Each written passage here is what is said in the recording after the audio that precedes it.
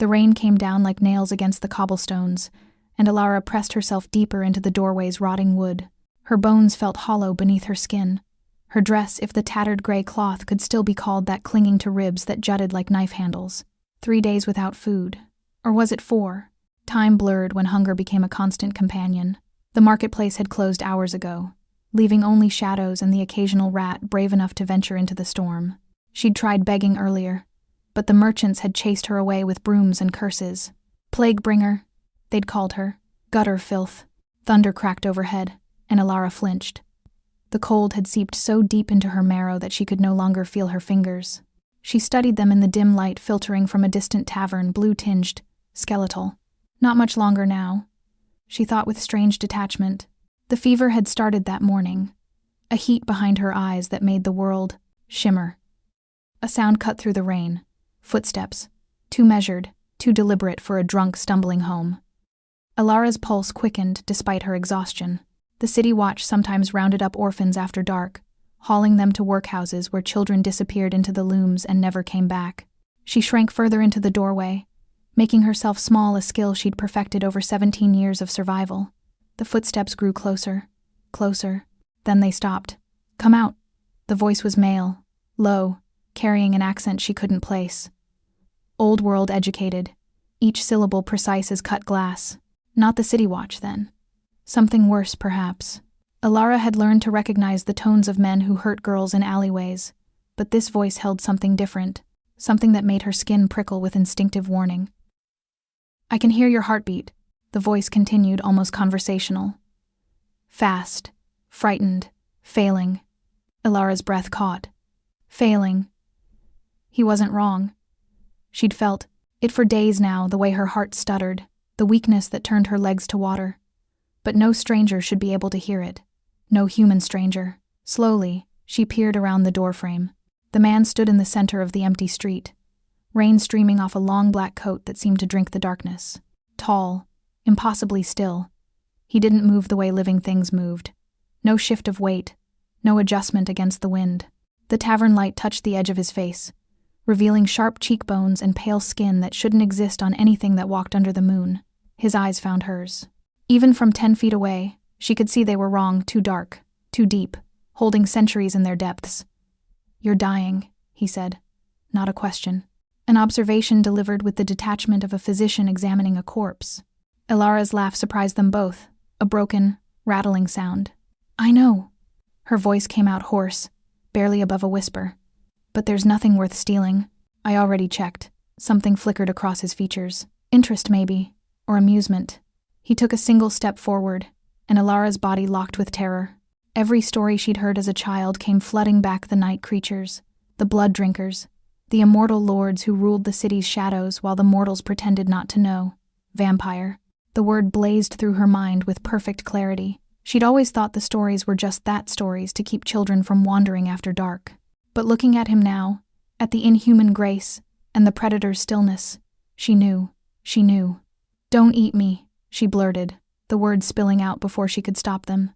"I'm too bony. There's barely anything left. You'd choke on the bones and... He moved, one moment standing in the street, the next directly before her, close enough that she could see the rain hadn't touched him at all. His coat was dry. His dark hair, pulled back from his face, held not a single drop. Alara's back hit the door behind her. Nowhere to run. Nowhere to hide. She was going to die in this doorway, drained by a monster, and no one would even notice she was gone. But he didn't reach for her throat. Instead, he tilted his head, studying her with an intensity that felt like being dissected. "How old are you?" The question threw her. 17, I think. She swallowed. "Why does it matter?" "It doesn't." He stepped back, creating space she hadn't expected him to give. "You're correct about one thing. There's barely enough blood in you to sustain a wounded rat." His gaze swept over her, clinical. 3 more days, perhaps 4, and your heart will simply stop." Tears burned behind Alara's eyes, not from fear, but from the casual cruelty of his certainty. "Then why are you here? To watch?" "No."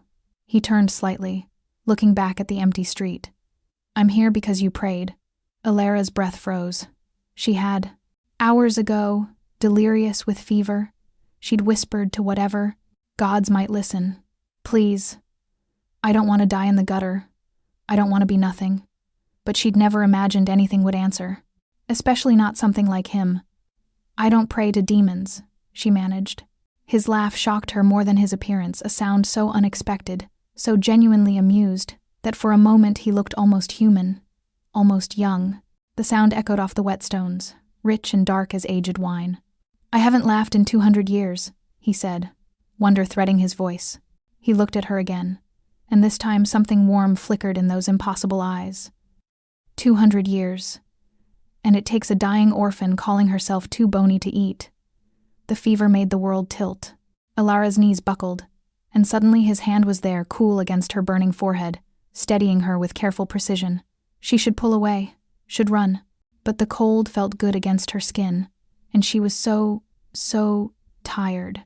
I can offer you shelter, he said quietly. Food, medicine, a warm bed until your fever breaks. He paused, choosing his words with visible care. Or you can stay here and die before dawn. The choice is yours. Alara stared up at him, trying to read deception in features too perfect to be real. Why would you help me? Because you made me laugh. His fingers left her forehead, and she immediately missed the coolness. And because you're the first person in a century to speak to me without fear or reverence. Just honesty. Absurd, foolish honesty. I'm still afraid, she admitted. Good. Fear will keep you alive. He stepped back, extending his hand palm up in formal invitation. I am Lord Cassian Thorn, master of the North Keep. I offer you sanctuary under my protection, bound by the old laws. No harm will come to you within my walls unless you invite it. Alara looked at his hand, at the street behind him where death waited in the rain, at the doorway where she'd collapse within the hour. No harm unless you invite it. The phrasing was strange, specific. A loophole or a promise? She didn't know, didn't care. Because he was right, she was dying, and at least this way she'd die somewhere warm. She placed her skeletal hand in his. His fingers closed around hers, gentle despite the inhuman strength she could feel coiled beneath his skin. Then come, little sparrow. Let's get you out of the rain. The world swayed as he guided her forward, and Alara realized distantly that she was leaning against him, that he'd wrapped his coat around her shoulders. It smelled of night air and something older, stone and smoke and centuries of darkness. I'm Alara, she whispered as the street tilted sideways. In case you're supposed to know the name of what you're feeding. His arm tightened around her waist, holding her upright. I know, he said softly. I've known your name since the moment you called out to the dark. Then the fever took her completely, and consciousness slipped away like water through her bone-thin fingers. Alara woke to softness. The sensation was so foreign that for a long moment, she simply lay still, trying to understand. Softness beneath her body, softness against her skin, warmth like being cradled in summer sunlight, though every instinct told her it was still night. She opened her eyes to find herself in a bed, a real bed, with clean linen sheets and a thick, quilted coverlet the color of burgundy wine. Candlelight flickered from silver sconces mounted on stone walls, casting dancing shadows across vaulted ceilings that disappeared into darkness overhead. The keep. Memory returned in fragments. The rain. The vampire. His hand in hers, impossibly gentle as the world went black. Alara sat up slowly, expecting pain or dizziness, but found only a lingering weakness. Someone had dressed her in a nightgown of pale blue silk that whispered against her skin, soft, clean, nothing like the rags she'd worn for months. Her filthy hair had been washed and braided. Even her fingernails were clean. Panic fluttered in her chest. Someone undressed me, bathed me, while she was unconscious, vulnerable, completely at their mercy. You were screaming from the fever, a voice said from the shadows near the door. The healers worked through the night. Alara's gaze snapped to the corner where Lord Cassian stood, perfectly still, hands clasped behind his back. He wore different clothes now, dark trousers and a white shirt with the sleeves rolled to his elbows, revealing forearms corded with lean muscle. Without the dramatic coat, he looked less like a gothic nightmare and more like a man. An impossibly beautiful, impossibly wrong man, who cast no reflection in the ornate mirror hanging on the opposite wall. Healers, she echoed, her voice rough from disuse. You have healers? Did you think I lived here alone, feeding on the occasional wanderer? Amusement colored his tone. The keep houses 47 souls, 32 mortal, 15 of my kind, all here by choice, all fed and protected. We're not the monsters your stories paint us as. Ilara pulled the coverlet higher, acutely aware of how thin the nightgown was. The stories say vampires are soulless demons who hunt humans for sport. And what do you think? He moved then, gliding to the window with that unnatural grace.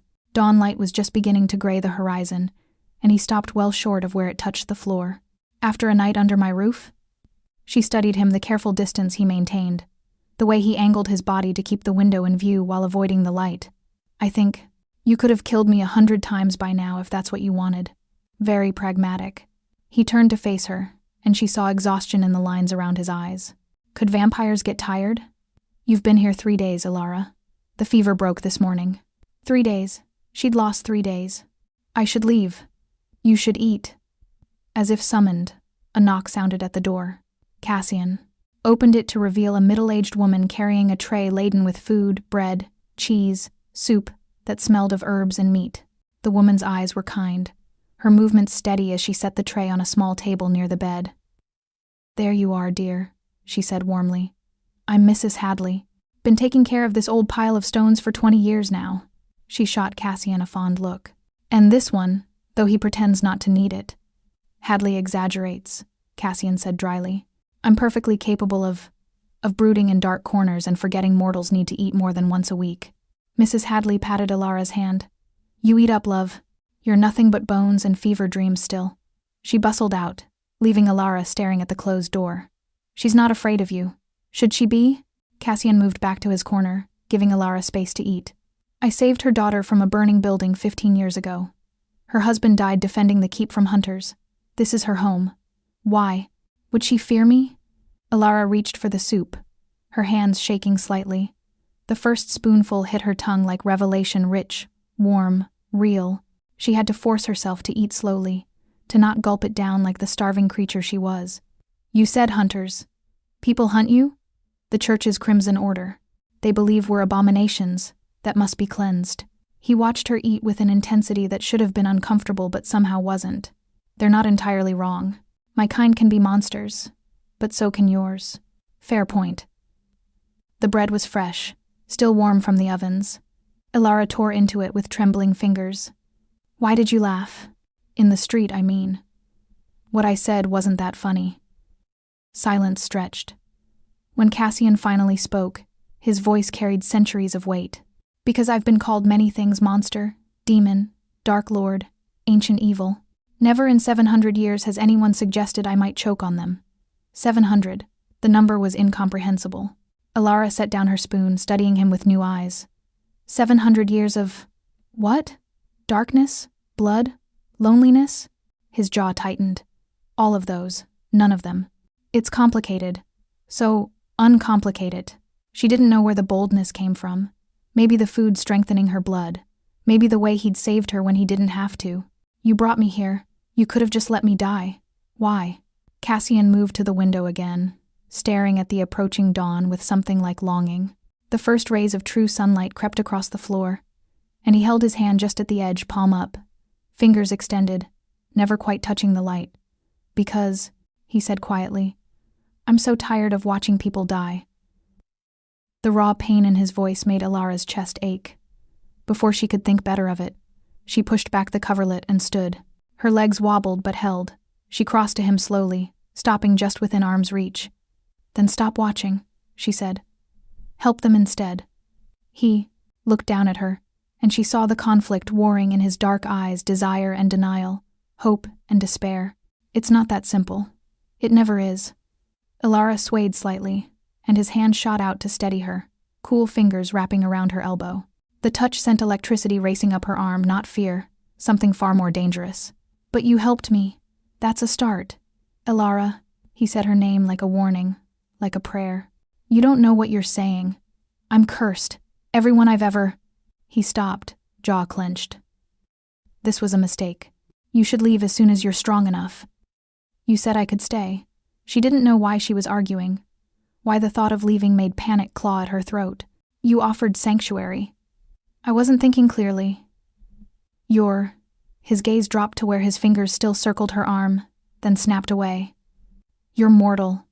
Young. You deserve a life I can't give you. I don't have a life.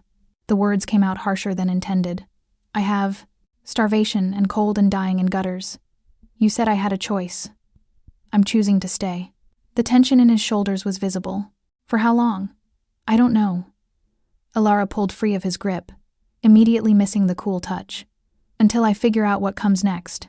Unless you're going to throw me out? No. The admission seemed dragged from somewhere deep. No, you may stay as long as you wish. I gave my word. Dawn broke fully then, sunlight flooding the room in golden waves. Cassian jerked back with inhuman speed, pressing himself against the shadowed wall. Smoke curled from his hand where a single beam had touched his skin. Alara gasped. You're hurt. It's nothing. But she could see the red mark forming, could smell the acrid scent of burned flesh. Sunlight and my kind don't agree. It's one of many limitations. She looked at the window, at the beautiful morning light he'd never be able to touch, then back at his carefully blank expression. An idea took root, foolish, impossible, but it wouldn't let go. Then I'll be your daylight, she said. However long I'm here, I'll go into the sun for you, tell you what it looks like, what it feels like, everything you're missing. Cassian stared at her like she'd grown a second head. Why would you do that? Because you made me laugh too. She managed a smile despite the weakness still pulling at her bones. When you called me Little Sparrow. No one's ever given me a nickname before. I like it. Something cracked in his expression, a fortress wall developing its first fissure. He opened his mouth, closed it, then finally shook his head with what might have been wonder. You're the strangest creature I've ever encountered. I'll take that as a compliment. Exhaustion was creeping back, making her sway. Could I sleep more? The bed is the softest thing you've ever known, he finished, already moving to guide her back. Yes, sleep, heal. We'll talk more when you wake. Alara let him settle, purr into the bed, the coverlet drawn up to her chin. His hand lingered for a moment on her forehead, checking for fever. She realized, with the gentle care of someone who'd done this countless times. Cassian, she whispered as sleep pulled her under. Yes, thank you, for not eating me. His laugh, the second in 700 years, was the last thing she heard before dreams claimed her. Alara spent the next week discovering the strange rhythms of the keep. She woke to mornings alone, finding breakfast laid outside her door by unseen hands. The corridors beyond her room wound through stone passages, lit by oil lamps and scattered candles, their flames never seeming to dim. She walked them slowly at first, building strength in legs that had forgotten what it meant to be fed. Mrs. Hadley became her guide and guardian, explaining the keep's rules with maternal firmness. His lordship sleeps through the day, as do most of the others. The library's open to you, and the gardens, though. Mind the roses in the east corner. They've got thorns like daggers. Dinner's at sunset in the main hall. That's when everyone gathers. Everyone? Alara had yet to encounter another soul besides the housekeeper. Mortals and immortals alike. His lordship insists on it. Says we're a household, not a hunting ground. Hadley's expression turned fierce with loyalty. Whatever stories you've heard about vampires, girl, you'll find them lies here. Lord Cassian's got rules stricter than any church. Alara wanted to ask more, but Hadley bustled off to deal with the laundry, leaving her alone in a corridor lined with portraits. She stopped before one, a painting of a woman with dark hair and knowing eyes, dressed in the fashion of centuries past. My sister. She spun to find Cassian standing behind her, silent as death. Even after a week, she hadn't grown accustomed to how he moved there one moment, elsewhere the next, like darkness itself shifting. You startled me, she said, hand pressed to her racing heart. My apologies. He didn't sound sorry. His gaze was fixed on the portrait, something ancient and aching in his expression. Isolde. She was turned the same night I was, 700 years ago. She died 2 centuries later. Died. Alara looked back at the painted face. I thought vampires were immortal. We are, unless we choose otherwise. Cassian moved past her, stopping before the next portrait, a man with his same sharp features. My brother Marcus burned himself to ash in the sunrise 300 years ago. And Catherine, he indicated a blonde woman in a green gown, walked into a hunter's silver blade because she couldn't bear another century of watching mortals age and die. The parade of portraits stretched down the corridor, each face beautiful and lost. Alara's throat tightened. You've lost everyone. Everyone I loved. Everyone who loved me. That's the curse. He turned to face her, and for the first time she saw past the ancient stillness to the raw grief beneath. Not the sunlight or the silver or the bloodthirst. The real curse is watching the world move on while you stay frozen. Watching everyone you care for choose death over staying with you. Understanding crashed over her. That's why you tried to send me away. You're mortal, Alara. You'll age, sicken, die. And I'll remain exactly as I am now, remembering your face for the next 600 years. His hands clenched at his sides. I should never have brought you here. It was selfish. You saved my life. She stepped closer, drawn by the pain in his voice. That's not selfish. It's delaying the inevitable. But he didn't move away when she reached out, her fingers stopping just short of his sleeve. You have 40, maybe 50 years if you're lucky. I have eternity. The mathematics are cruel. Then teach me something. The words surprised them both. Alara pressed on, the idea taking shape as she spoke. You said you're tired of watching people die. What if I learned to heal? Really heal. Not just stitch wounds and pray.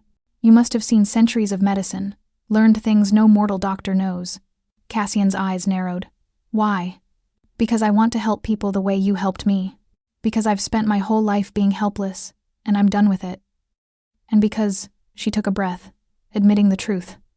Because maybe if I can save lives, my time here won't be wasted. Maybe I can leave something behind that matters. Silence. Then, you would dedicate what little time you have to learning from me? I'm already here, she gestured at the portraits. I'm already going to die someday, whether in your library studying anatomy or back in that gutter. At least this way, I choose how it happens.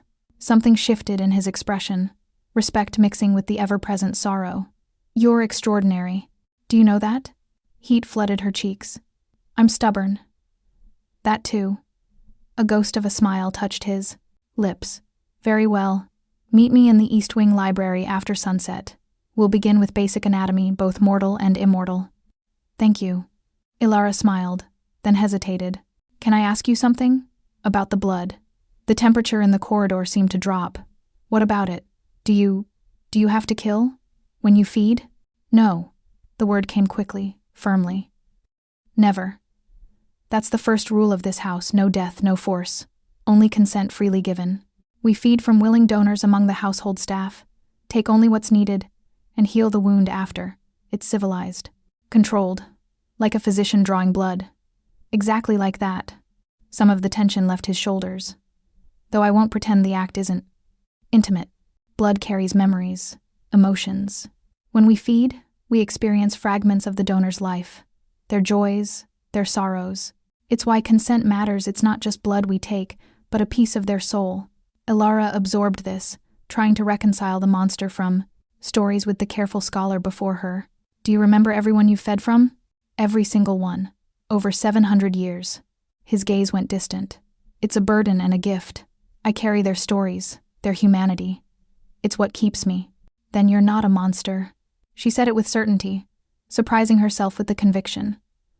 Monsters don't carry the weight of other people's stories. Monsters don't save starving girls from the rain. Cassian looked at her with an expression so complex she couldn't parse it.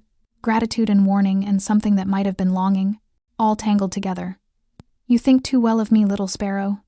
And you think too poorly of yourself. She smiled. I'll see you at sunset, Lord Cassian. She left him standing in the portrait gallery, surrounded by ghosts, and felt the weight of his gaze follow her all the way back to her room. That evening, Alara found the library exactly where Mrs. Hadley had described through the east. Wing's maze of corridors, up a spiral staircase worn smooth by centuries of feet, and through oak doors carved with intricate patterns of vines and thorns. The room beyond stole her breath. Books lined every wall from floor to vaulted ceiling, their leather spines gleaming in candlelight. A massive fireplace dominated one end, flames casting dancing shadows across reading tables scattered with open volumes and loose papers. The scent of old parchment and ink hung in the air, rich and scholarly. Cassian stood by the fire, multiple texts spread before him. He'd changed into formal attire, a dark jacket over a burgundy vest, his hair tied back with a black ribbon. He looked every inch the aristocratic lord, and Alara felt suddenly small in her borrowed dress. Don't. His voice cut through her self-consciousness. Don't diminish yourself. You're here to learn, not to impress. How did you know? 700 years of reading people. He gestured to a chair beside him. Sit, Will. Start with what you already know. The next hours passed in a blur of information. Cassian taught like he did everything with precise intensity and unexpected patience. He walked her through anatomical drawings, explained the flow of blood through mortal bodies versus the stasis of vampire physiology, demonstrated pressure points and healing techniques gleaned from cultures long dead. Alara absorbed it all, asking questions that made him pause and reconsider, pointing out connections he'd stopped seeing centuries ago. They fell into a rhythm, teacher and student, vampire and mortal, dancing around each other with careful fascination. Your mind is formidable, Cassian said finally, closing the last text as the candles burned low. You see patterns I'd forgotten existed. I've had practice surviving. Alara stretched, wincing at stiff muscles. You learn to read people, situations, find the exits before you need them. And yet you stayed here, with me, in a castle full of vampires. His dark eyes held hers. Why risk it? The honest answer rose to her lips before she could stop it. Because for the first time in my life, I'm not just surviving, I'm learning, growing, becoming something more than a gutter rat waiting to die. And if I told you that's not enough, that you deserve more than being my student in a house of darkness, I'd say you don't get to decide what I deserve. Fire crept into her voice. I've made my choice, Lord Cassian. I'm staying. They stared at each other across the table, the air between them charged with something unnamed. Cassian broke first, looking away with visible effort. Then you should know the full truth. About why I'm cursed. Alara's pulse quickened. Tell me. He rose, moving to the fireplace with his back to her. The flames painted his profile in sharp relief, beautiful and terrible and ancient. 700 years ago, I was mortal, a lord with lands and title and a woman I loved more than life itself. Elena. We were to be married. The name hung in the air like a ghost. What happened? Alara whispered. War came. Invaders from the north, burning everything in their path. I tried to defend my people, but I was just a man with a sword against an army. His hand clenched on the mantle. They cut me down in my own courtyard, left me bleeding out in the dirt while they dragged Elena away. Cassian, I prayed then, begged any god listening to let me save her, to give me the strength to make them pay. He laughed, bitter and broken. A creature answered, not a god, something older, darker. It offered me power, immortality, revenge. All I had to do was accept its curse. You said yes, without hesitation. I rose that night as you see me now, immortal, powerful, unstoppable. I slaughtered the invaders to the last man, saved my people, found Elena. His voice cracked. But I was too late. They'd already killed her. Alara pressed her hand to her mouth, horror and pity warring in her chest. The creature laughed at me then.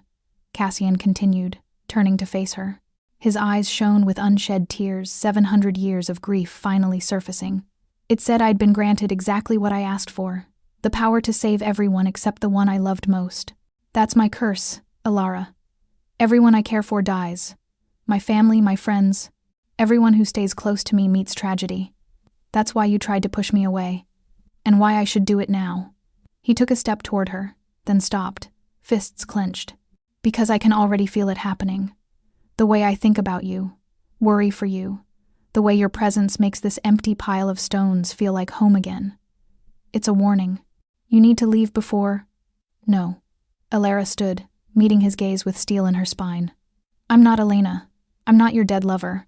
I'm me, stubborn, Bony Alara, who made you laugh for the first time in 2 centuries. And I'm not running. You don't understand the danger. I understand perfectly. She crossed to him, close enough to see the war raging behind his eyes. You're afraid. After 700 years of loss, you're terrified of caring again. But that's not a curse, Cassian. That's just pain. And pain can be survived. Not by you. The curse might be in your head. She said it gently, reaching up to touch his face before thinking better of it, her hand hovering inches from his cheek. What if Elena's death was just war? Just terrible, normal, mortal tragedy? What if the creature lied, and you've been punishing yourself for 700 years over nothing? Cassian caught her wrist, not roughly, but firmly, holding her hand away from him. His skin was ice cold against hers, his grip unbreakable. You can't know that. Neither can you. not for certain. She didn't pull away, didn't flinch from the supernatural strength in his fingers.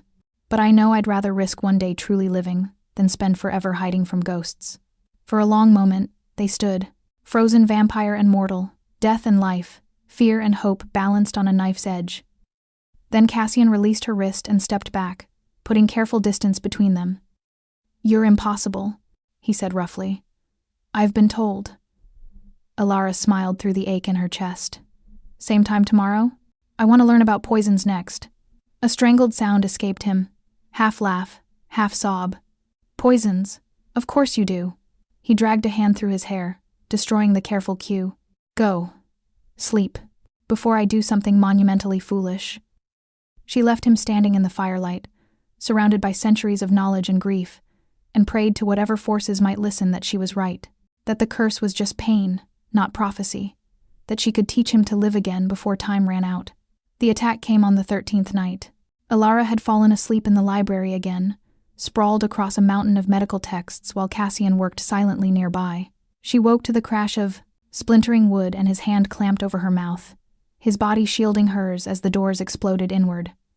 Men poured through, 6 of them, dressed in gray leather marked with crimson crosses. Silver weapons gleamed in their hands, and Alara's blood turned to ice. The Crimson Order. Vampire hunters. "There," one pointed at Cassian. "The Lord of the North Keep. Take him alive if possible, he'll know where the others nest." They moved with trained coordination, spreading to cut off escape routes. Cassian shoved Illyra behind a bookshelf, his voice a harsh whisper. "Stay down. Don't move. Don't make a sound." Then he was gone, moving like liquid shadow. He disarmed the first hunter in a blur, snapping the man's wrist and sending the silver dagger skittering across stone. The second hunter swung a sword. Cassian caught the blade in his bare hand, blood welling black around the silver. He hissed in pain but didn't release it, yanking the hunter forward and slamming him into the wall. With bone-breaking force. "Silver shot!" someone yelled. Alara watched in horror as a hunter raised a crossbow, the bolt's tip gleaming with the telltale sheen of pure silver. Cassian turned too late. The bolt caught him in the shoulder, driving deep. He staggered, smoke rising from the wound, his face contorting in agony. "No!" The word blazed through Alara's mind. She didn't think, didn't plan. Her hand closed around the only weapon she could reach, a heavy brass candelabra from a nearby table. She stepped from behind the bookshelf and swung with every ounce of strength she possessed. The candelabra connected with the archer's skull. He crumpled. 6 pairs of eyes turned to her 5 hunters and 1 vampire. Cassian's expression shifted from pain to pure terror. "Alara, run. Mortal girl." The lead hunter's smile was cold. "How much did the vampire pay you to betray your own kind?" "Gold? Pretty dresses?" His gaze raked over her, making her skin crawl. "Or perhaps more intimate. Compensation?" "He saved my life," Alara said, voice shaking but clear. She raised the candelabra, though her arms trembled with its weight. "Which is more than your order ever did. Then you'll die with him." The hunter raised his sword. Cassian moved. Even wounded, even with silver poisoning his blood, he was faster than mortal sight could track. He caught the descending blade, ignoring the way it burned his palm, and twisted it free. His other hand found the hunter's throat. "Touch her," he growled, "and I'll show you the monster you came here hunting." The remaining hunters attacked as one. Chaos erupted, silver flashing, Cassian moving through them like death incarnate despite his wound, blood both red and black spattering stone and books. Alara pressed herself against the wall, heart hammering, unable to look away.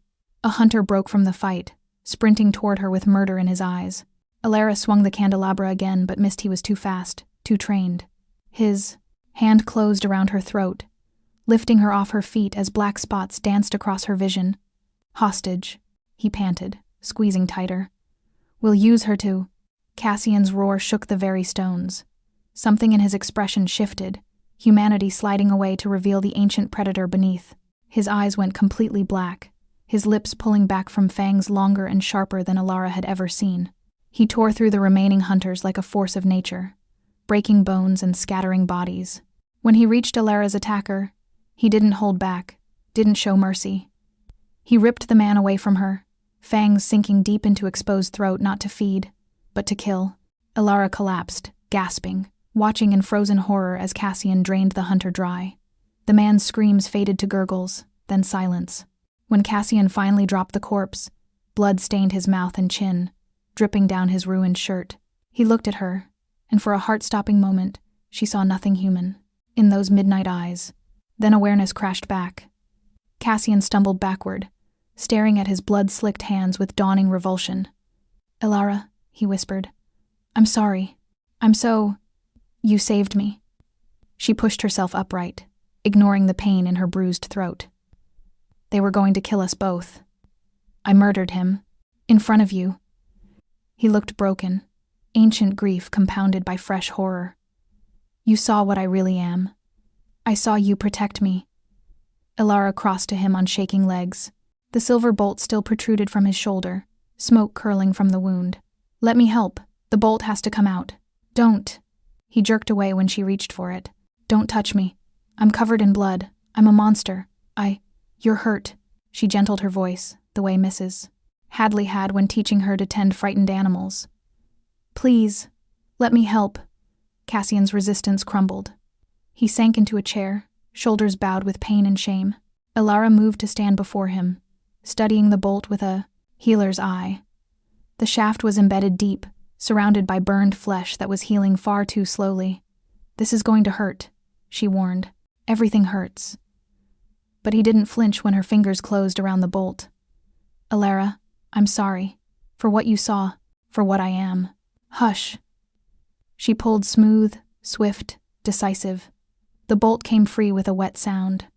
Cassian's hand shot out, gripping the chair arm hard enough to splinter wood. Black blood welled from the wound, but already she could see healthy tissue beginning to regenerate. Elara grabbed a clean cloth, pressing it to the injury. "You're healing. Slowly. Silver poisons are kind." He caught her wrist, gentler this time. "We need to leave. More hunters will come when these don't report back. Then we leave together." She met his dark gaze steadily. "You and me. The household. Everyone. Elara, I'm not arguing about this." Fire strengthened her voice. "You saved my life. Again. Now let me return the favor. We evacuate the keep, disappear, find somewhere safe. Together. The curse is nothing compared to losing you."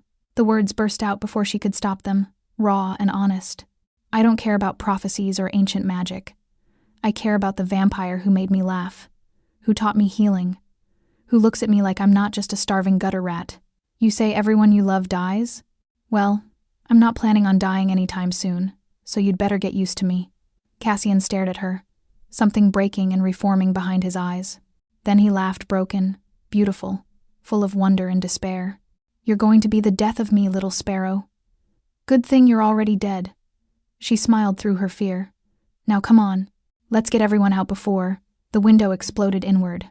More hunters, rappelling from the roof with military precision. Cassian shoved Elara behind him, fangs bared, wounded shoulder forgotten. "Run! Not without you." "Then stay behind me." He moved to meet the new wave, and Elara saw the predator fully unleashed, ancient, powerful, protecting what was his with savage devotion. She stayed close, dodging silver blades and grasping hands, until finally Cassian cleared a path to the door. They burst into the corridor to find Mrs. Hadley marshalling the household, mortals and vampires alike, carrying bags and weapons, moving with practiced efficiency. "Knew this day would come," Hadley said grimly. "Secret passages are open, my lord. Everyone's evacuating to the safe houses. The hunters can have the empty stones. We're taking what matters, the people." She pressed a sword into Elara's shaking hands. "You'll need this, dear. His lordship's going to be busy keeping them off our backs." The night descended into chaos, running through torchlit passages, the sounds of fighting echoing from above, Cassian and the other vampires forming a rearguard while the mortals fled. Elara found herself helping injured servants, applying pressure to wounds, keeping people moving even as her own body screamed with exhaustion. They emerged into the forest beyond the keep, just as dawn began to gray the eastern sky. Cassian stood at the passage entrance, counting heads, his face drawn with pain and silver poisoning. The bolt wound had stopped healing, angry and raw.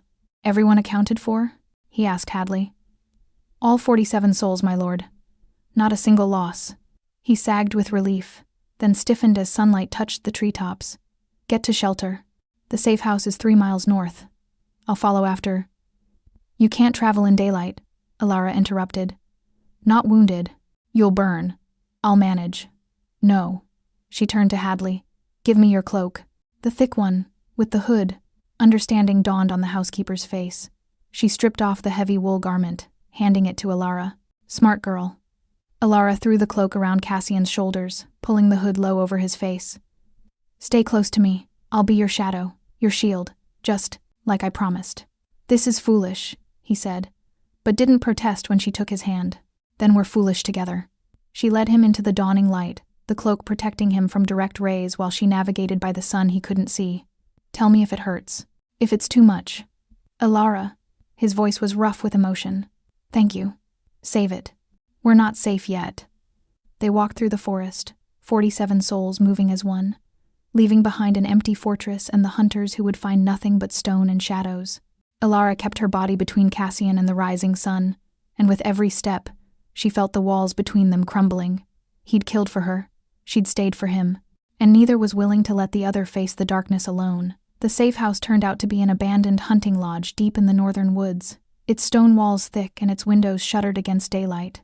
They arrived as the sun crested the horizon, Cassian barely conscious from silver, poisoning and sun exposure, leaning heavily on Alara's shoulder. Mrs. Hadley took command immediately, directing people to rooms, organizing supplies, sending 2 vampires to hunt for the household while the mortals collapsed in exhausted heaps.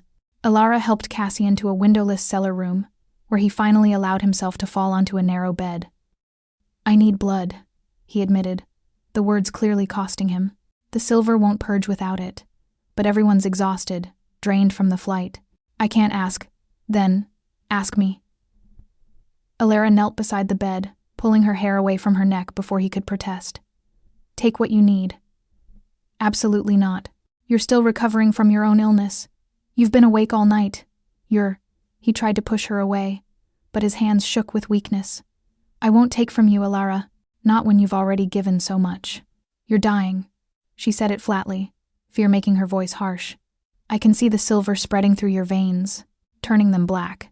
If you don't feed soon, her throat closed. Please, let me help. Cassian's resistance wavered. She could see the thirst in his eyes, primal, desperate, barely controlled. If I hurt you, you won't. She moved closer, until she was perched on the edge of the bed, her neck bared. I trust you. You shouldn't. But his hand came up, fingers trembling as they traced the pulse at her throat. This will be intimate. I'll taste your memories, your emotions. Feel everything you feel. Good. Alara met his gaze, letting him see the truth.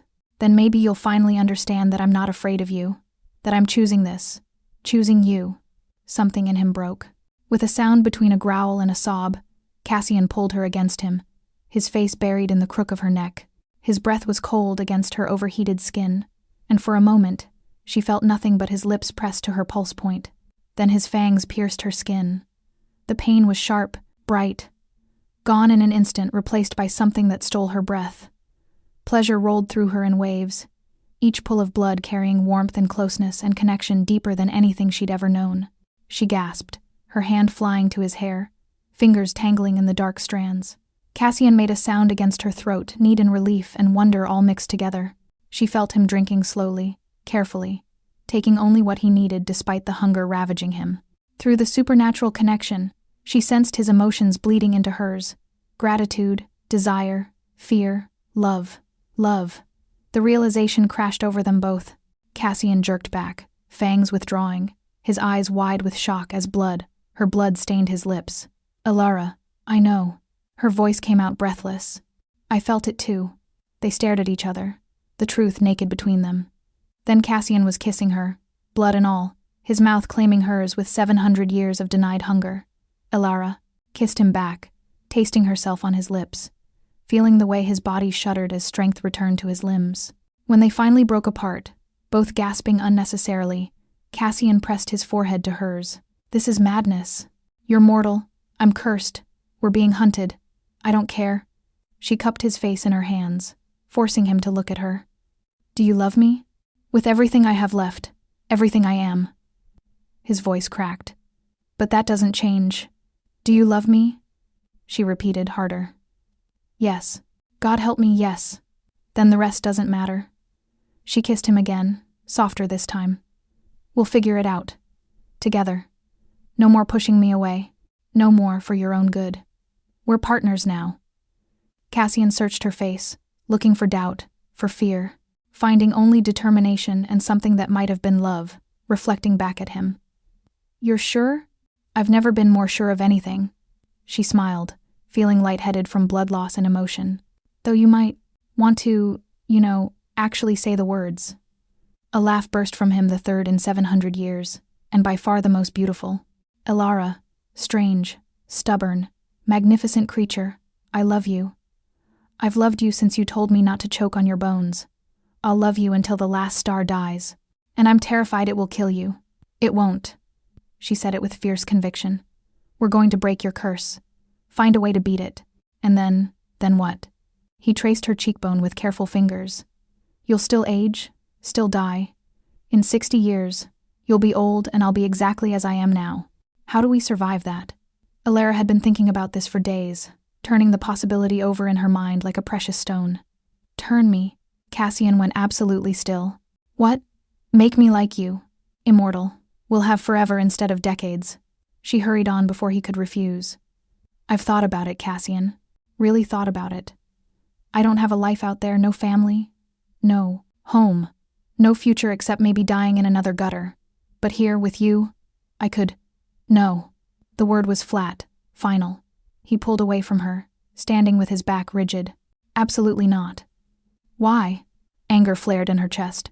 Don't I get a choice? Not about this. He turned and she saw anguish etched in every line of his face. Do you know what I'd have to do to turn you? Drain you to the edge of death, then force you to drink my blood while your body fights for its last breath. You'd die in agony, Elara, and maybe you'd rise again. Or maybe you'd just stay dead, and I'd have murdered the only person I've loved in 700 years. The room felt too small, too close. Elara stood on shaking legs, the blood loss making her dizzy. So you'd rather watch me grow old and die? I'd rather you live. The pain in his voice could have shattered stone. A real life, full of sunlight and warmth and everything I can't give you. Children, if you want them. Grandchildren. A peaceful death surrounded by family. I don't want that. I want you.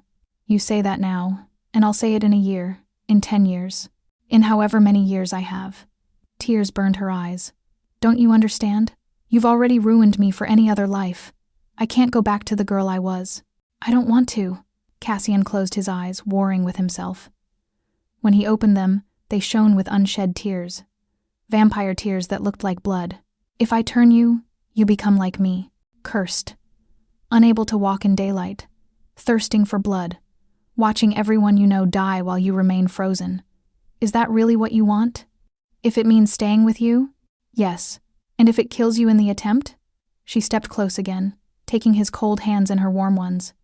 Then at least I died trying. At least I didn't spend my few years playing it safe. She squeezed his fingers. Please, don't make this decision for me. Let me choose my own fate. Elara. His voice broke. I can't lose you. Not like Elena. Not again. Then don't lose me. Keep me. She rose on her toes, pressing a kiss to his jaw. Turn me. Make me yours. Forever. For a long moment, he simply held her, his face buried in her hair, his body trembling with the force of his emotions. Then, not yet. Her heart sank. Cassian. Not yet, he repeated, pulling back to look at her. Give me time, Elara. Time to make sure the curse won't claim you. Time to teach you what immortality really means. And time to find another way, if one exists. How much time? A year. He cupped her face, thumbs brushing away the tears on her cheeks. Stay with me for 1 year. Learn healing, learn the world, learn what you'd be giving up. If at the end of that year you still want eternity at my side, I'll give it to you.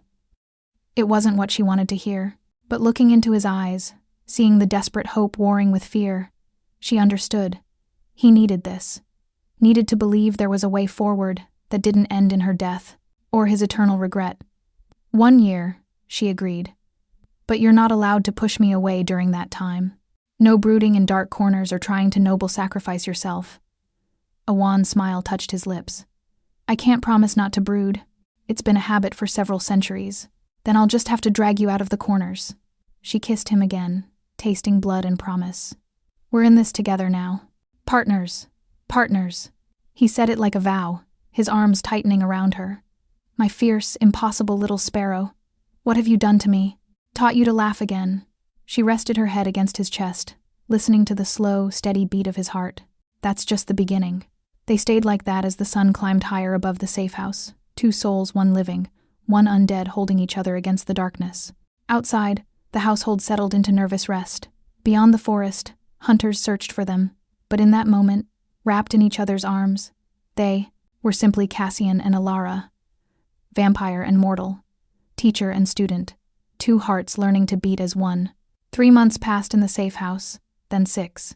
They moved twice more, always one step ahead of the Crimson Order, leaving false trails and scattered refuges across the northern territories. Alara threw herself into learning not just healing, but strategy, survival, the delicate politics of vampire society that Cassian had navigated for 700 years. She also learned what it meant to love an immortal. The nightmares came first. Cassian waking in the dark hours before dawn, Elena's name on his lips, centuries of loss crashing down all at once. Alara held him through them, whispering reassurances he didn't believe, watching helplessness carve new lines into his ageless face. "I keep seeing her die," he admitted one night, his voice raw. "But it's you in Elena's place, bleeding out while I stand frozen, too late to save you. It's the curse, Alara. It's starting. It's grief," she countered, running fingers through his hair. "And fear, not prophecy." But doubt had begun to worm its way into her own heart. Too many close calls, a hunter's arrow that missed her head by inches, a bridge collapse that would have killed her if Cassian hadn't caught her mid-fall, an illness that swept through the household but ravaged her worst of all. "It's normal mortality," Mrs. Hadley insisted, pressing cool cloths to Alara's fevered forehead. "You're human, dear. Fragile. That's not a curse, just life." Yet Alara saw the way Cassian watched her now, cataloging every bruise, every cough, every moment she stumbled, waiting for death to claim her the way it had claimed everyone else he loved. The wall between them grew, not from lack of love, but from too much, each trying to protect the other, both drowning in fear they couldn't voice. They still studied together, still kissed with desperate hunger, but the ease had vanished. Every touch felt like counting down to goodbye. Then, 6 months into their exile, a stranger arrived at their latest safe house. She was vampire ancient by the feel of her, power rolling off her in waves, silver hair braided with black ribbons, eyes the color of amber, dressed in traveling leathers that had seen centuries of use. She bowed to Cassian with old-world formality. "Lord Thorn, I am Magistra Seraphine of the Eastern Courts. I've come regarding the prophecy." Cassian stiffened, his hand finding Alara's instinctively. "How did you find us?" "Your reputation precedes you, the lord who loves his mortals, who broke with tradition to create a household of equals." Seraphine's smile was knowing. "And I've heard whispers of a human girl who stole your heart. I thought the rumor's exaggeration until now. State your business or leave," ice-coated Cassian's words. "We've no interest in court politics. Not politics.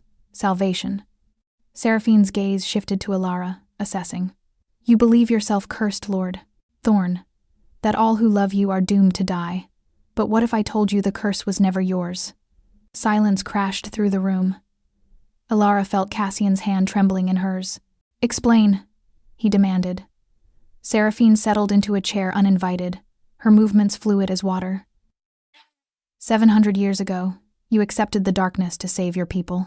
The creature that turned you was no demon, it was one of the first blood, the ancient ones from whom all vampires descend. They don't curse randomly, Lord Thorn. Every gift has a purpose.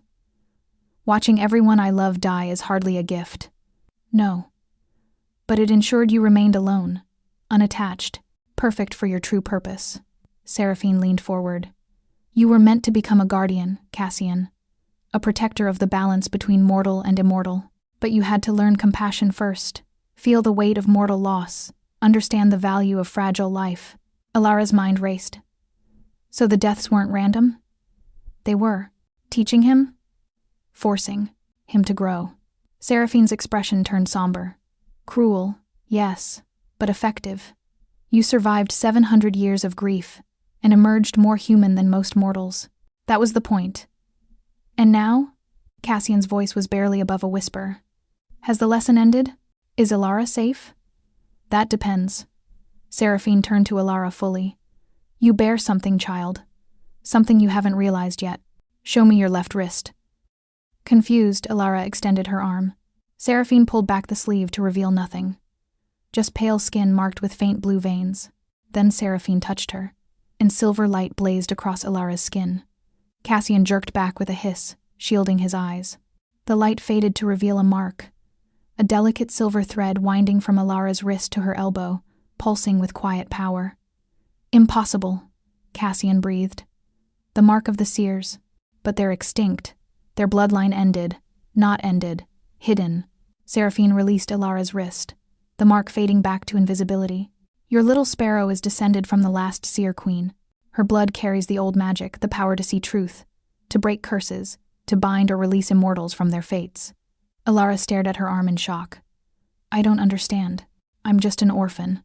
I've never had any power, because it lay dormant.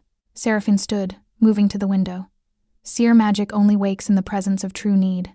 When you met Cassian, when you chose to stay despite knowing what he was, your blood recognized its purpose. You're the key to breaking his curse, Ilara. You always have been. How?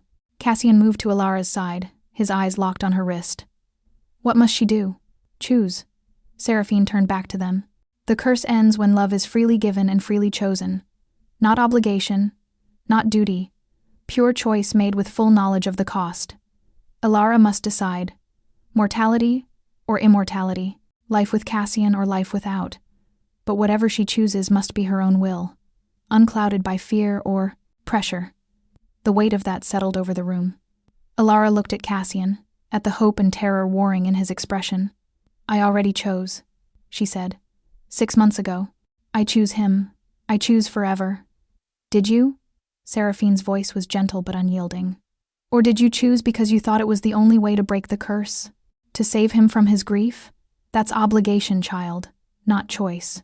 Ilara opened her mouth to protest and found she couldn't. Because Seraphine was right. Some part of her had been trying to fix Cassian, to heal his ancient wounds by sacrificing her mortality. Love, yes, but also pity. Also duty. I need time, she whispered. No, Cassian started. I need time, she repeated, stronger. To figure out what I truly want, not what I think you need, not what would break the curse. Just what I want. Is that fair? Cassian's jaw worked. Then, slowly, he nodded. Take all the time you need. I've waited 700 years. I can wait longer. Seraphine smiled. Wisely spoken, Lord Thorn. I'll remain nearby in case you have questions. The choice must be made freely, but I can provide answers to help inform it. She bowed again, then paused at the door. One last thing. The curse breaks with the choice. Whatever choice Ilara makes. If she chooses mortality, she'll be protected from the deaths that plagued your past. If she chooses immortality, and the turning succeeds, the same protection holds. Either path ends your 700-year punishment. And if the turning fails, Ilara had to ask, if I die in the attempt, then the curse remains, and Cassian will have lost you as he lost Elena. Seraphine's expression turned sorrowful. There's always a risk, child, but now you know it's not destiny forcing your hand, just the chance inherent in becoming immortal. She left, and silence filled the space behind her. Ilara looked at Cassian, really looked at him, at the fear in his eyes, the desperate hope he was trying to hide. At 700 years of loneliness etched into immortal features. I need to think, she said. Alone. Is that? Of course. His voice was carefully neutral. Take whatever time you need. I'll be here. She kissed him brief, fierce, then fled to her room before her resolve could crack. Ilara spent 3 days in solitude, barely eating, staring at the silver mark on her wrist that appeared and faded with her emotions. 3 days weighing mortal life against immortal existence, sunlight against eternal night, aging and death against frozen perfection. 3 days remembering what it meant to be human. Mrs. Hadley brought meals and quiet company, never pushing but always present. On the 3rd evening, she sat on the edge of Ilara's bed with unusual solemnity. 20 years I've been with his lordship, Hadley said quietly. 20 years watching him suffer, thinking he was poison to anyone he cared for. You broke that girl. You made him laugh. Made him live again. Whatever. You choose. That's already more than most get in 7 lifetimes. But is it enough? Alara's voice cracked. I love him, Hadley. More than anything. But if I turn and it fails, then you die having loved fiercely and chosen boldly. Hadley squeezed her hand. But if you choose mortality, you'll still have had this time with him. Still have made a difference. There's no wrong answer, dear. Only what your heart truly wants. After she left, Alara stood at the window, watching the last rays of sunlight paint the forest gold. She pressed her hand to the glass, feeling the warmth seep through. Sunlight, this is what I'd lose. But then she remembered Cassian's face the first time he'd kissed her, the way he held her after nightmares, the patient care with which he taught her healing, never condescending, always believing she could understand. The laughter 3 times in 700 years, all for her. This is what I'd gain. The choice crystallized with perfect clarity. Alara found Cassian in the cellar library, surrounded by books on turning rituals and immortal bonds. He looked up when she entered, and the naked vulnerability in his expression nearly undid her. I've decided, she said. He stood slowly, hands clenched at his sides. Tell me. I choose you. The words came out strong, certain. Not because of the curse, not to fix you or save you, but because I want forever with you more than I want sunlight, more than I want mortality. You are my choice, Cassian. Freely made, completely mine. The silver mark on her wrist blazed to life, brighter than before, and this time it didn't fade. It remained, pulsing in time with her heartbeat. Cassian crossed to her in 2 strides, crushing her against him. Are you sure? Completely sure? Because once I start, I can't stop. You'll die either way as mortal or reborn vampire. There's no going back. I'm sure. She pulled back enough to cup his face. Turn me. Make me yours. Forever. His kiss tasted of joy and terror and 700 years of denied hope. When he pulled back, blood tears streaked his cheeks. I love you, Alara. If this kills you, it won't. She said it with sear certainty, the mark on her wrist burning warm. We're going to break this curse together, and then we're going to have eternity to figure out the rest. When? His voice shook. Now. She smiled. While I'm brave enough. While I'm sure. Cassian searched her face one last time, then nodded. Then let's do this. Together. He led her to the bed, his hands trembling as he helped her lie back. The silver mark glowed brighter, throwing shadows across the ceiling. Outside, she heard the household gathering Mrs. Hadley's voice, other vampires speaking in low tones, bearing witness. I love you, Alara whispered as Cassian bared his fangs. In this life and the next. I love you, he echoed, now and always. Then his fangs sank into her throat, and her mortal life began to drain away. Dying was surprisingly peaceful.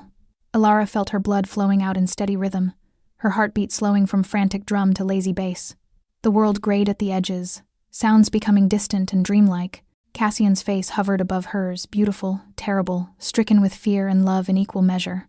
Don't be afraid, she wanted to tell him. I'm not. Her lips moved, but no sound emerged. Her body felt weightless, untethered, drifting somewhere between life and death. The silver mark on her wrist pulsed weakly, matching her failing heart. Then Cassian pulled back, blood staining his mouth, his fangs retracting. Drink.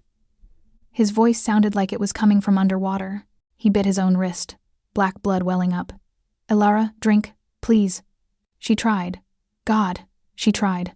But her body wouldn't obey, wouldn't close her lips around his offered wrist. The edges of her vision were going black, consciousness slipping away like water through cupped hands. No, not yet. Not when we're so close.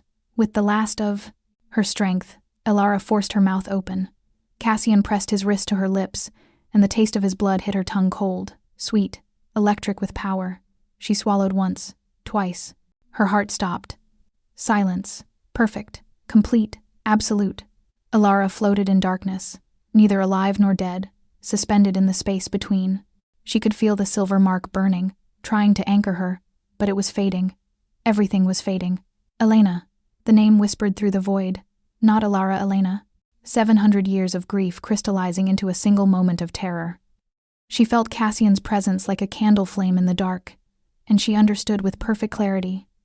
He thought she was gone. Thought he'd killed her just like he'd failed to save Elena. No. I won't let you think that. I won't let 700 years end like this. Alara reached for the silver mark, for the seer magic sleeping in her blood.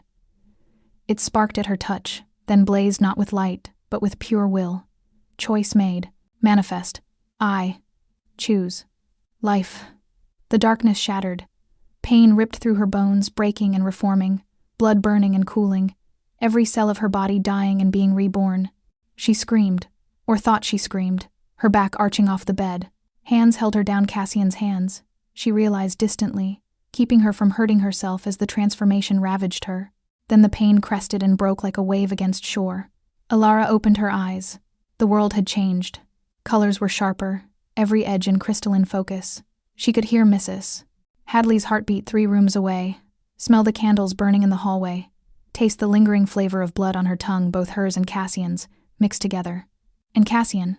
Oh, she could feel him, his emotions bleeding into hers through the bond forged by blood and choice. Relief like a tidal wave. Joy so fierce it threatened to shatter him. Love deeper than 7 centuries of grief. Alara, his voice cracked on her name. Little Sparrow, can you hear me? She turned her head, the movement too fast, too smooth, and found him kneeling beside the bed.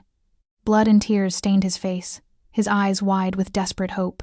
I hear you. Her voice came out different, layered with something inhuman. I hear everything. Cassian made a sound between a laugh and a sob, gathering her into his arms. She felt the strength in him now, the coiled power she'd always sensed, but never truly understood. And in herself, matching strength, matching power, equal. You did it, he whispered into her hair. You chose, and the magic held, and you survived. Alara, you... He pulled back to look at her, and she saw wonder and disbelief warring in his expression. The curse. Can you feel it? She could. Or rather, she could feel its absence, a weight that had always pressed on the edges of their connection, now simply gone. The silver mark on her wrist pulsed once, twice, then faded to a faint scar. Its work was done. It's broken, she breathed. 700 years, and it's just broken. Because you chose freely. Completely. He touched her face with trembling fingers. Because you loved me enough to die for it. I loved you enough to live for it, she corrected, catching his hand and pressing it to her cheek. Her skin felt different, cooler, marble smooth. This is living, isn't it? Forever with you? Forever. He kissed her then, and she tasted her own blood on his lips, tasted the bond between them solidifying into something unbreakable. When they broke apart, both gasping unnecessarily, he rested his forehead against hers. How do you feel? Strange, powerful, hungry.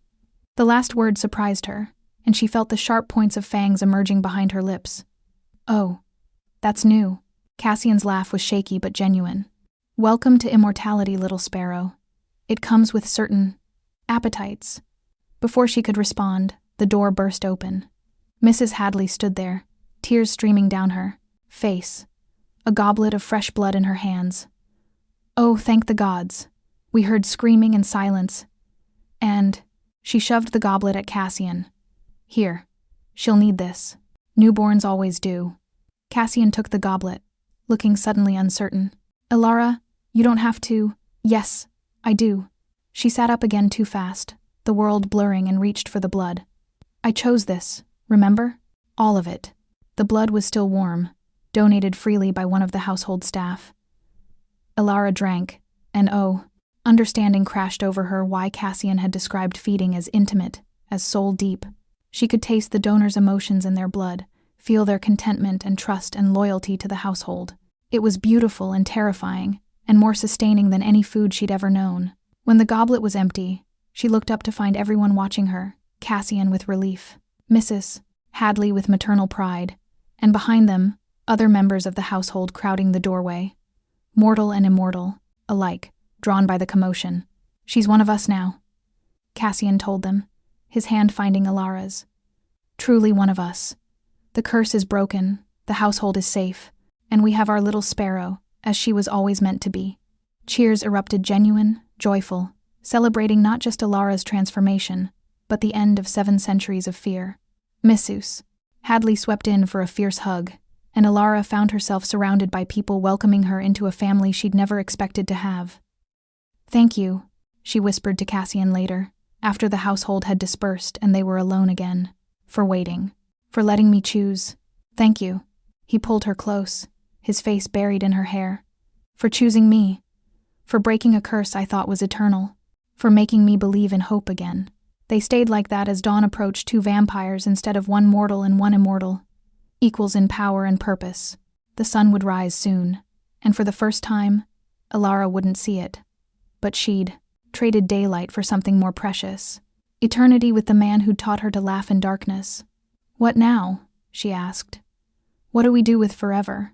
Cassian pulled back, a smile playing at his lips, the kind of smile she imagined he'd worn before 700 years of grief. Now we live. We heal the sick, protect the vulnerable, build a sanctuary for others who need it. Together. She kissed him, tasting forever on his lips. I like the sound of that. Outside, the sun crested the horizon. Inside, 2 immortals held each other as the day claimed the world beyond their walls. And for the first time in 700 years, neither was afraid of what came next. The hunger came 3 nights later. Alara woke from her death sleep with fangs already extended, a burning need clawing through her chest. She could hear heartbeats, dozens of them, calling to her like sirens. The sound was maddening, intoxicating, impossible to ignore. Breathe. Cassian's voice cut through the haze. He sat beside her bed, perfectly still, his eyes knowing. I've been waiting for this. The fledgling thirst. It's the hardest part. I need. She couldn't finish the sentence, couldn't think past the overwhelming hunger. I know. He stood, extending his hand. Come, I'll teach you to hunt properly, how to take what you need without becoming the monster. Alara let him lead her through the darkened safe house, past sleeping mortals whose heartbeats threatened her control. Every step was agony. Every breath brought the scent of blood, sweet, warm, living. Her fangs ached. This is torture, she managed through clenched teeth. Control, Cassian corrected. You need to learn control before we let you near anyone. Otherwise, he didn't finish, but she understood. Otherwise, she'd drain someone dry, unable to stop until they were a corpse and she was a murderer. They emerged into the forest under a moonless sky. Cassian pulled her deep into the trees, far from the safe house, until Alara's supernatural hearing caught a different heartbeat, faster than human. Pray. Dear, Cassian said quietly. Satisfying but not sustaining. Animal blood will take the edge off, help you think clearly enough to learn proper feeding. You want me to hunt a deer? Alara stared at him. I want you to learn you're a predator now, to understand your strength, your speed, your senses. The deer is practice. His hand squeezed hers. When you're ready, I'll teach you to feed from humans the civilized way with consent, with control. But first, you hunt. The hunger made the decision for her. Alara moved and the speed was glorious. She was mercury, shadow, wind itself. The deer never saw her coming. Her fangs found its throat on pure instinct, and blood flooded her mouth. It was disappointing. Not wrong, exactly. Just hollow compared to the human blood she'd tasted during her turning. Like comparing bread to feast. But it dulled the edge of hunger. Let her think. She pulled back before draining the animal completely, stumbling as Cassian caught her. That was necessary. Instructive. He guided her to sit against a tree. But not satisfying. That's the first lesson, Alara. Animal blood will keep you alive, but it won't make you thrive. You need human donors. Will I ever not want to drain them completely? Yes. With practice, with time. I promise. He crouched before her, his hands gentle on her blood-stained face. Most newborns struggle for a decade, but you have seer blood. The mark chose you for a reason. I think you'll learn faster than most. She wanted to believe him, but the hunger still clawed at her, whispering dark things. What if I hurt someone? Then we deal with it together. We compensate the family. We accept responsibility. We learn from the mistake. His eyes held hers. But I won't let you become what you fear, Alara. I swear it. They returned to the safe house as false dawn grayed the sky. Alara felt stronger, more in control. But the hunger remained a constant companion now, like breathing used to be. Mrs. Hadley met them at the door with knowing eyes and another goblet of blood. From Marcus, she said, naming one of the household vampires. Donated freely. Vampire blood won't satisfy the hunger, but it'll help with the learning. Alara drank, and this time the emotions were different age and power and complete understanding of what she was going through. When she finished, Marcus stood in the doorway, a kind smile on his ancient face. "Welcome to immortality, fledgling. It gets easier." "When?" The question burst out desperately. "Differently for everyone. But you have advantages most newborns don't. A maker who loves you, a household who supports you, and the seer mark's protection." Marcus moved to examine her wrist, where the faint scar still glimmered. "That's rare magic, girl. It'll guide you. Keep you from becoming lost to the hunger." "How?" "That's what we're going to find out." Cassian wrapped an arm around her waist. "Together. One night at a time." The nights blurred into weeks. Cassian taught her control with endless patience how to take blood without killing, how to seal wounds so they healed quickly, how to read a donor's emotions and stop before taking too much. They practiced on willing volunteers from the household. Each session supervised, each mistake corrected gently. Alara hated how much she loved it. The intimacy of feeding, the way blood carried stories and souls. She understood now why Cassian described it as knowing someone completely. Every time she fed, she experienced fragments of her donors' lives, their joys and sorrows, hopes and fears. It was beautiful and invasive and addictive. "Is it always like this?" she asked one night, curled against Cassian in their shared room. "This intense?" "For newborns, yes. It fades with age, becomes less overwhelming, but you'll always feel the connection." He pressed a kiss to her hair. "That's what separates us from the mindless blood drinkers of legend. We feel what we take. We carry it. Do you ever wish you couldn't? That it was just food? Every day for the first 2 centuries." His arms tightened around her. "But now I'm grateful. The memories I carry, they're all I have left of people I loved. Elena, Marcus, Catherine, they live in my blood, in my memory. I wouldn't trade that for anything." Alara traced patterns on his chest, processing. "Tell me about Elena. The real story, not just the tragedy." Cassian went still. Then, slowly, he began to speak, describing a girl with laugh lines and clever hands, a healer before the word existed, someone who'd seen him for who he was rather than what he represented. The love in his voice was real, eternal. But now it existed alongside love for Alara, not replacing, not diminishing, just coexisting. "She would have liked you," he said finally. "Would have liked your stubbornness, your refusal to accept limits. Would have laughed at the too bony to eat comment. I wish I could have known her. In a way, you do. Some of what I learned from her, I taught you. She lives in the healing we do, the care we take with our household." He tilted her face up to kiss her. "You didn't replace her, Alara. You helped me carry her memory forward. That's different. Good different? The best different." He smiled, the expression coming easier now, more frequent. "She'd want me to be happy, to move forward, to love again. And I do. God help me, I love you more than I thought possible." Alara kissed him, pouring 700 years of grief and healing into it. When they broke apart, she said, "Teach me something new tomorrow. Not just control, I want to learn the old magic. The vampire arts you mentioned. The old magic is dangerous.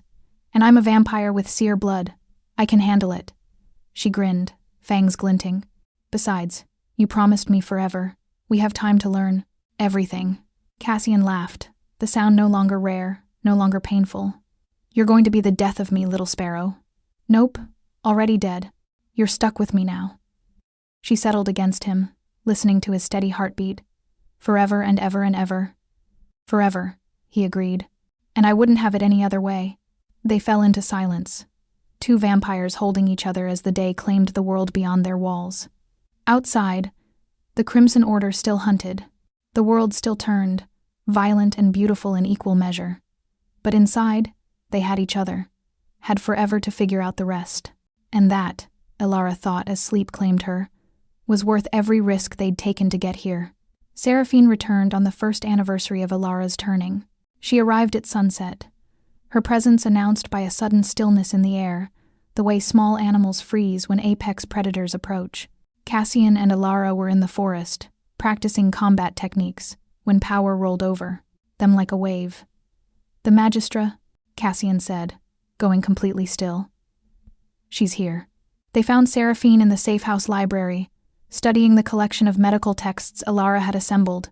The ancient vampire turned when they entered, her amber eyes assessing. 1 year, she said without preamble. The traditional milestone for fledglings. How do you fare, child? Well. Alara moved to Cassian's side, their hands finding each other automatically. Learning, growing. Show me. Seraphine gestured at Alara's wrist. The mark. Call it forth. Alara hesitated, then reached for the seer magic she'd only begun to understand. The silver mark blazed to life brighter than before, more intricate. It wound up her arm now, forming patterns that looked like ancient script. Remarkable. Seraphine moved closer, not quite touching. Your blood has accepted the immortality without losing the seer gift. That's unprecedented. Most seers who turn vampire lose their magic entirely. What does it mean? Cassian's voice was tight with concern. It means she's more powerful than I anticipated. And more useful. Seraphine's gaze sharpened. The courts have need of a vampire seer. Lady Alara, your gifts could save countless lives, prevent wars, heal rifts between houses. No.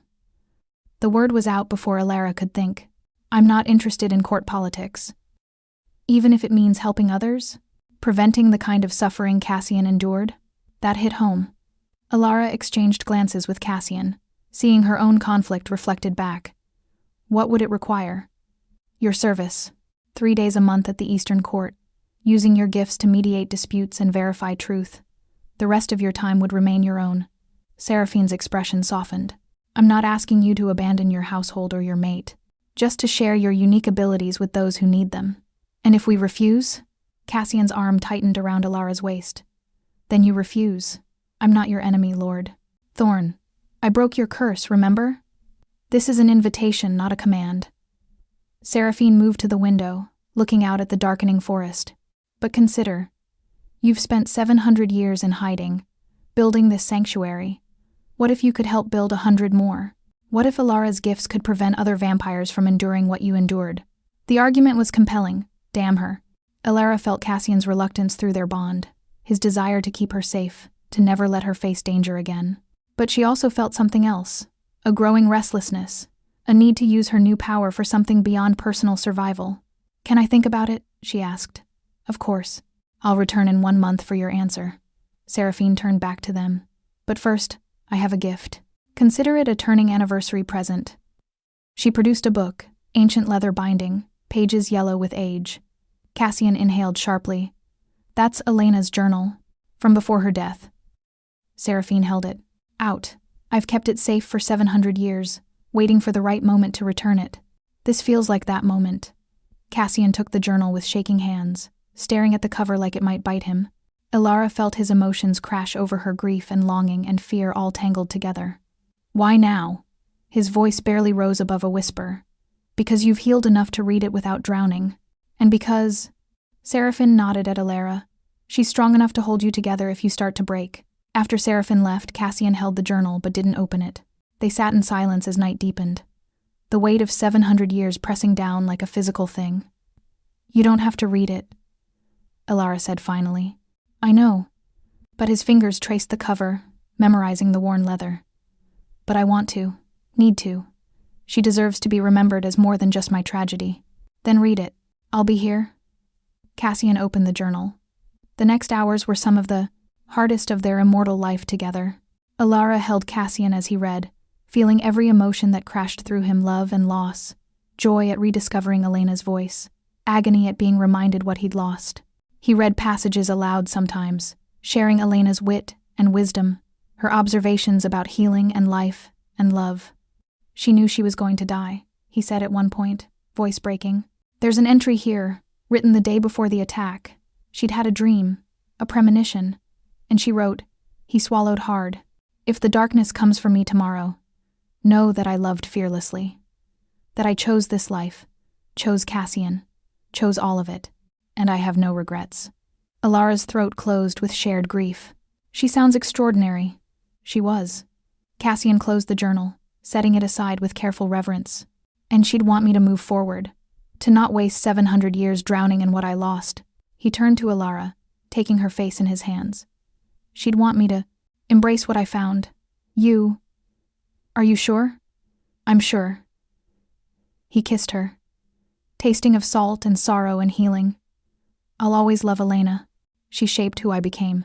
But I'm with you, Alara. Present tense, living tense. And that's what matters. They made love that night, the first time since her turning that wasn't rushed or desperate or driven by hunger. Slow and reverent instead, relearning each other's bodies, celebrating the forever they'd won. When it was over, they lay tangled together, Cassian's fingers tracing the silver mark on her wrist. What are you thinking? He asked. That I want to accept Seraphine's offer. The decision had crystallized while he read Elena's journal. I want to help prevent other vampires from suffering like you did. To use these gifts for something that matters. Cassian was quiet for a long moment. Then, it's dangerous. The courts play power games that make mortal politics look simple. So you'll teach me. We'll learn together. She laced their fingers, the mark glowing softly between them. I'm not asking permission, Cassian. I'm telling you what I've decided. But I'd like your support. Always. He kissed her knuckles. Where you go, I follow. We're partners, remember? Partners, she smiled. Does that mean you'll come to court with me? Help me navigate the politics? Try and stop me. He pulled her closer. Though fair warning, I've avoided the courts for 600 years. I'm rusty. Then we'll be rusty together. Alara tucked herself against his chest, listening to his steady heartbeat. Besides, how hard can vampire politics be? Cassian's laugh was rueful. You're about to find out, little sparrow. And something tells me you're going to revolutionize the courts without even trying. Good. She yawned, exhaustion finally catching up. They could use some revolution. They fell asleep as dawn approached, two vampires dreaming of the future instead of the past. And somewhere in the darkness, Seraphine smiled, her gamble paying off better than she'd hoped. The Eastern Court occupied a fortress carved into living stone, its spires reaching toward the moonless sky like grasping fingers. Alara and Cassian approached on foot, having left the safe house and household in capable hands for their 3-day visit. Nervous? Cassian asked, his hand warm in hers despite their shared coolness. Terrified. Alara studied the fortress, her enhanced sight picking out guards stationed every 100 feet. What if I fail? What if the magic doesn't work when it matters? Then we try again. Together. He squeezed her fingers. You're not alone in this, little sparrow. Whatever happens in there, we face it side by side. The gates opened at their approach, ancient mechanisms groaning. Seraphine waited inside, dressed in formal court attire, black silk embroidered with silver thread, her braided hair wound with moonstone beads. Lord Thorn, Lady Alara, welcome to the Eastern Court. She bowed, the gesture carrying centuries of protocol. The council is eager to meet you both. Eager or suspicious? Cassian's voice was dry. Both. Seraphine's lips quirked. You're a legend, Lord Thorn the vampire who broke his own curse. And Lady Alara is an impossibility, a seer who survived turning. They don't know what to make of either of you. Wonderful.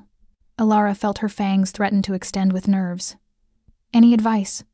Be honest, be yourself, and trust your gifts. The mark will know truth from lies. Seraphine led them deeper into the fortress, through corridors lined with tapestries depicting 7 centuries of vampire history. One warning. There's a dispute scheduled for tonight. A young vampire claims his maker turned him without consent. The maker denies it. Your task is to discern truth. Cassian stiffened.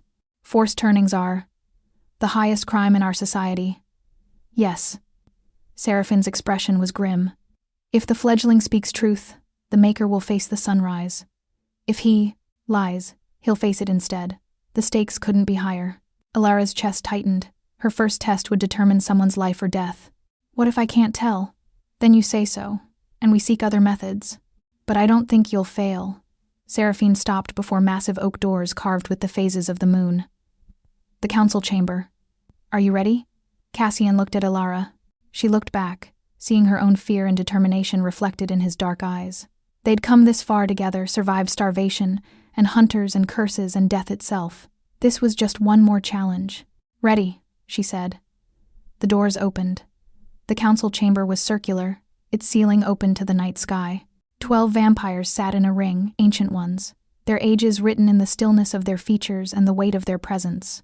At the center stood 2 more, a young man, barely past his 20th year even in immortal form, and an older vampire whose face held cruel beauty. Seraphine guided Alara and Cassian to a raised dais. Council, I present Lord Cassian Thorne and Lady Alara Thorne, vampire seer. They will mediate tonight's dispute. Murmurs rippled through the council. One vampire ancient beyond imagining leaned forward. The legendary Lord of the North Keep and his impossible mate. Welcome. Your reputations precede you. Thank you, Counselor. Cassian's voice carried formal respect but no subservience. We're honored to serve. The ancient vampire's gaze shifted to Alara. Show us the mark, child. Prove you are what the Magistra claims. Alara extended her arm, calling the silver mark to life. It blazed across her skin, more intricate than ever, forming patterns that even she didn't fully understand. Gasps echoed through the chamber. Impossible, someone whispered. The seer queens are dead. Yet here stands their heir. The counselor's expression held wonder. Very well. Lady Alara, you will question both parties. The mark will know truth from lies. Begin. Alara turned to the two vampires. The young man, she'd later learn his name was Thomas, looked terrified. The older vampire, Victor, radiated confidence. Thomas, she said gently, tell me what happened the night you returned. Thomas's hands shook.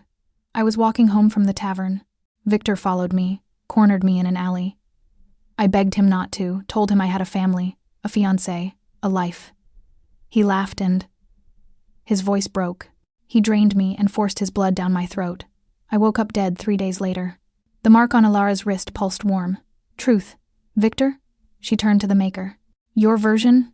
The boy lies to escape punishment for his own crimes. Victor's smile was cold. He came to me begging for immortality, offered himself willingly. When he realized the cost, that he could never see his precious fiancée again, he fabricated this story. The mark went cold. Lie. But Alara didn't announce it yet. She needed to be certain. Thomas, why should we believe you? Because I dream of her every day. Tears, blood tears streaked his face. My Sarah. I hear her crying for me, wondering where I went, why I left her. I would give anything to go back, to be mortal again, to have died in that alley rather than live forever as this. Warm truth. So much pain in it that Alara's own chest ached. Victor, if Thomas came to you willingly, why not present witnesses? Why the secrecy? Victor faltered. It's not required by law. But it's customary. Standard practice. Unless, Alara let the implication hang, unless there were no witnesses because you knew what you were doing was wrong. The mark blazed so bright it cast shadows. Victor snarled, fangs extending. You dare. I dare speak truth. Alara stood straighter, feeling Cassian's presence at her back, solid and supporting. Thomas speaks truth. He was taken by force, turned without consent. Victor is guilty. Silence crashed through the chamber. Then the ancient counselor nodded slowly. The mark confirms it. Victor, you are sentenced to greet the sunrise. Thomas, his expression gentled, you are pardoned. The crime was not yours. Thomas collapsed, sobbing with relief. Guards moved to restrain Victor, who fought and cursed and swore revenge until they dragged him from the chamber. Alara sagged, suddenly exhausted. Cassian caught her, his arm sliding around her waist. You did it, he murmured. Perfectly. I condemned a man to death. You condemned a criminal to death. There's a difference. He turned her to face him. What Victor did was unforgivable, stealing Thomas's life, his choice. You gave Thomas justice. That matters. The counselor descended from his seat, approaching them with measured steps. Well done, Lady Alara. Your gifts are indeed remarkable. Will you continue to serve the court? Alara looked at Cassian. At Thomas, still weeping but free. At the other council members watching with new respect. 3 days a month, she said, as agreed. But the rest of my time is my own to heal, to teach, to build the life I've chosen. Fair terms. The counselor extended his hand. Welcome to the Eastern Court, Lady Alara. Something tells me you're going to change everything. The next 3 days passed in a blur of disputes and mediations. Alara used the mark to verify land claims, settle blood feuds, confirm consent for turnings.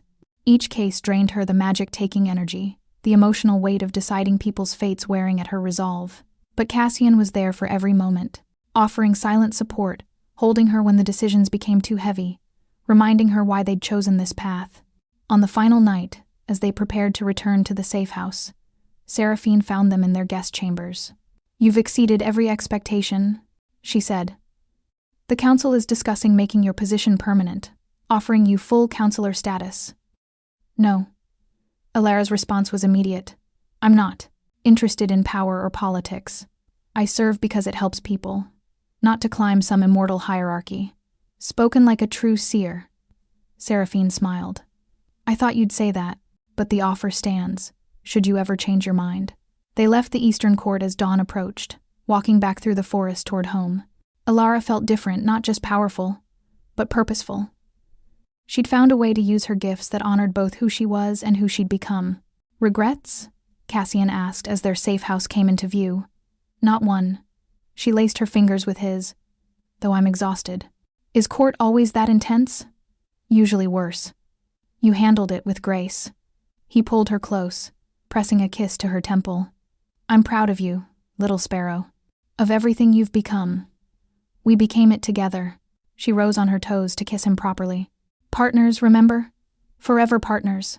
He smiled, the expression coming so easily now, no longer rare or painful. Now come on, Mrs. Hadley probably has a feast waiting, and I'm starving. They entered the safe house to find the household celebrating news of Alara's success had preceded them. The next hours passed in laughter and storytelling, the darkness held at bay by candlelight and community, and later, curled together in their shared bed as dawn claimed the world beyond their walls. Alara thought about the journey that had brought them here. From a dying orphan in a gutter to a vampire seer serving the courts. From a cursed lord drowning in grief to a vampire learning to live again. What are you thinking? Cassian's voice was soft in the darkness. That I was wrong about something.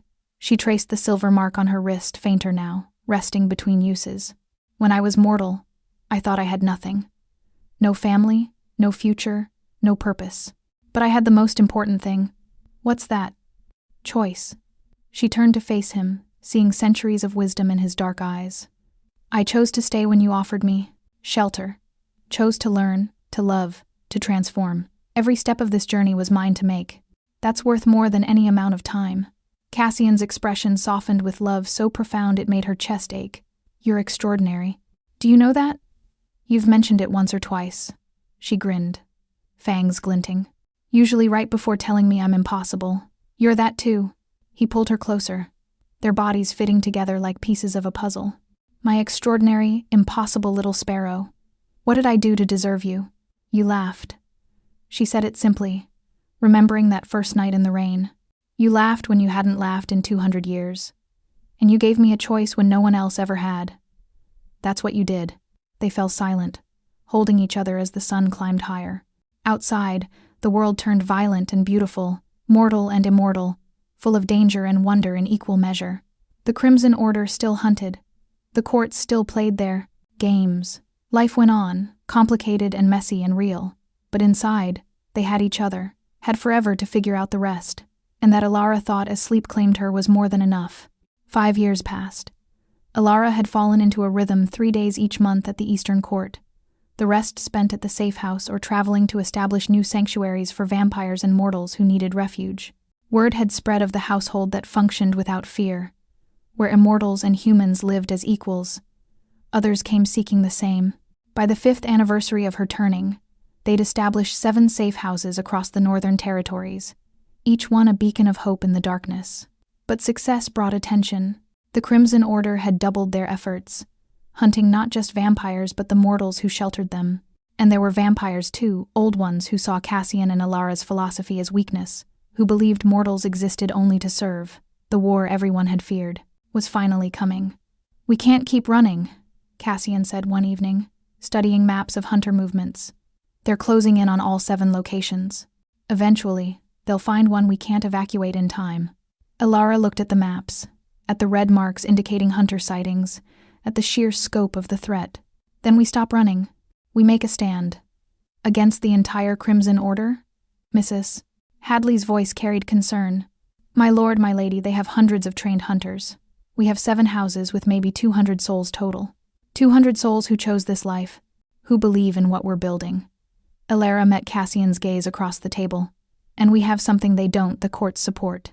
If we can prove the Order is targeting not just vampires but innocent mortals, the council will have to act. You're suggesting we use ourselves as bait? Cassian's expression was carefully neutral, but she felt his fear through their bond. Elara, I'm suggesting we stop hiding our light. Let the order come. Let them see what we've built here, mortals and vampires living in harmony. Then let them explain to the world why that deserves destruction. She stood, moving to the window where moonlight painted the forest silver. We have the truth on our side. It's time we used it. Seraphine arrived 3 days later with news from the courts. The council is divided. Half want to support your cause, they see the value in what you're building. The other half view you as dangerous radicals threatening the old order. And you? Elara asked. I think you're going to start a revolution whether you intend to or not. Seraphine's smile was sharp. The question is whether the courts will lead it or be swept aside by it. Then help us prove peaceful coexistence is possible. Cassian gestured at the maps. The order plans to attack within the month. If we can get the council here to witness what we've built. You want to turn this safe house into a demonstration. Understanding dawned on Seraphine's face. Bring the council, show them mortals and vampires thriving together, then dare the order to attack while they watch. Exactly. Elara's mark pulsed with certainty. The seers were meant to mediate between worlds.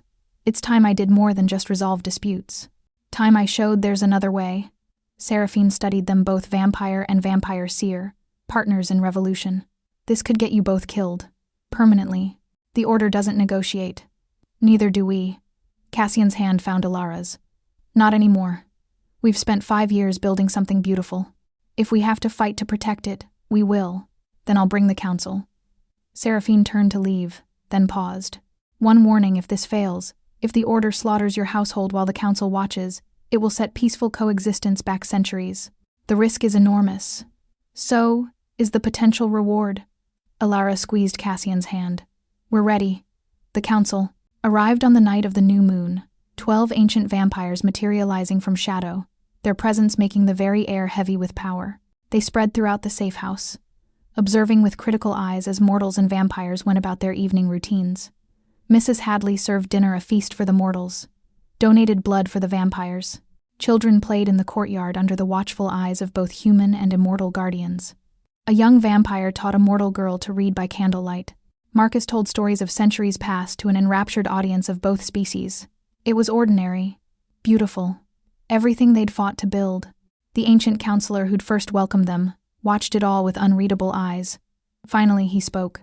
This is unexpected. I've never seen such integration. Because most vampires believe it's impossible. Cassian gestured at the room. But it's not. It just requires treating mortals as partners rather than prey, as equals rather than livestock. And if the mortal grows old, dies, what then? Then we grieve. Elara's voice was soft but firm.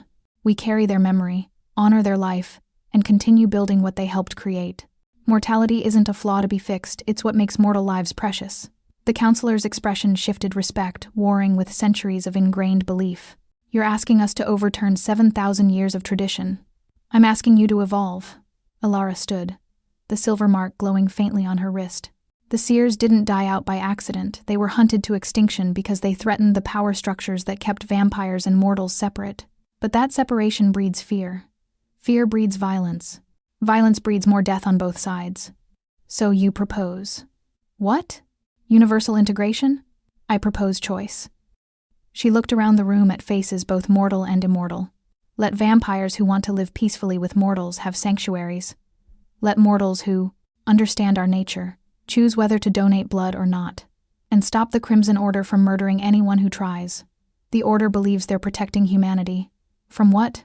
From learning, growing, making their own informed decisions? Cassian's voice carried 700 years of authority. The Order doesn't protect mortals. They control them through fear. There's a difference. Before the counselor could respond, the wards around the safe house screamed warning. The Crimson Order had arrived.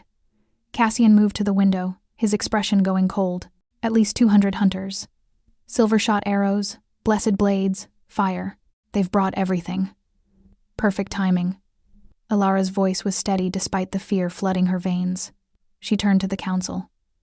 Now you get to choose. Help us defend these innocent lives, or watch them be slaughtered because they dared to believe in something different. The counselor stood slowly. If we intervene, we declare war on the Order.